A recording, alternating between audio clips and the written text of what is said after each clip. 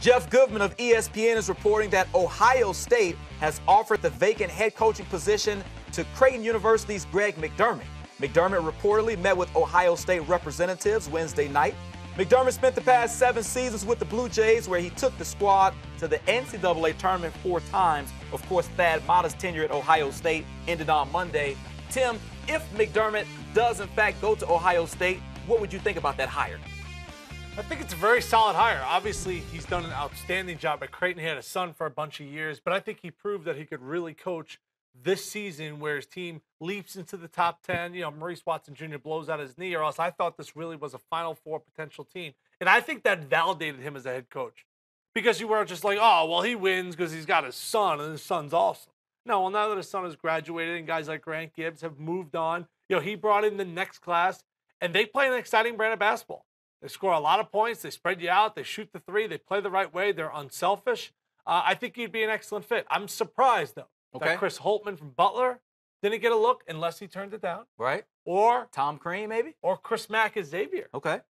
Now, what I'll say about Chris Holtmann at Butler, Butler's the show. Basketball is the show there. Ohio State. Your second fiddle. Yeah, second fiddle to the You got to be okay program. with that. Like, I've been to Creighton's basketball arena.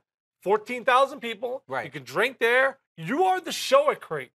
And now you're going to go to Ohio State, and no matter what you do, like, you could win back-to-back national championships. They will not care. But although what they care about is Ohio State football. Although you are the show at Creighton, I mean, Big Ten, Ohio State, more money, more facilities. You might be second fiddle, but that second fiddle might be better than being the show at a Creighton. That's the gamble.